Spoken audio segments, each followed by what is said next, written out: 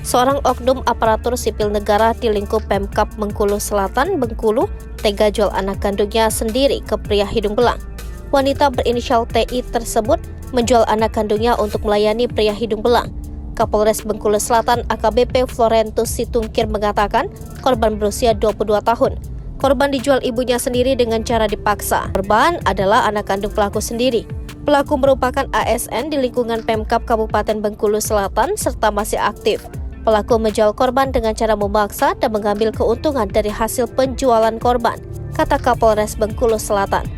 Mengutip Tribun Bengkulu, kini TI sudah ditetapkan sebagai tersangka tindak pidana perdagangan orang. Pelaku sudah ditetapkan sebagai tersangka dan sudah kita tetapkan 3 pasal berlapis, pungkas Kapolres.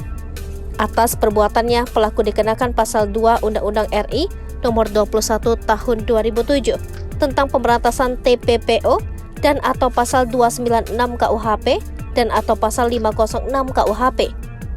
Diketahui TI tega menjual anaknya sendiri sudah 1 tahun ini. Kalau dari keterangan sudah 1 tahunan, namun perkara ini tetap kita dalami dan dilakukan pengembangan, jelas Kapolres.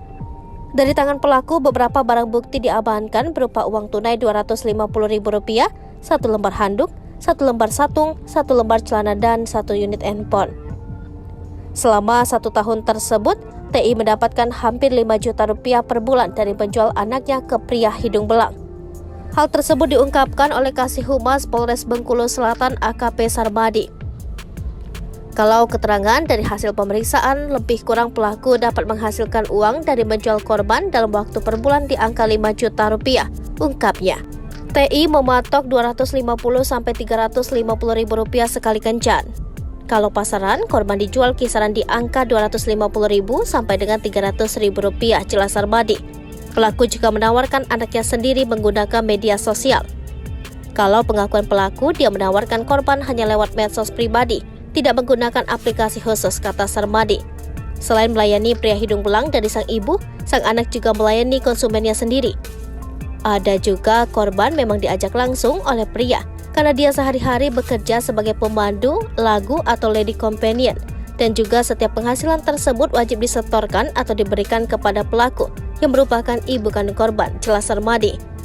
Kepala Badan Kepegawaian dan Pengembangan Sumber Daya Manusia Bengkulu Selatan, Abdul Karim, mengaku telah mendapatkan informasi soal kasus tersebut. Benar, kami sudah dapat informasi tersebut, tetapi kini saya lagi dinas luar di Jakarta, ada pertemuan. Jadi kami masih belum jelas dengan status ASN tersebut, ujar Abdul Karim. Ia juga mengatakan bakal menindak tegas TI. Akan kita tindak tegas jika datanya sudah ketemu, nanti kami infokan lagi, kata Karim.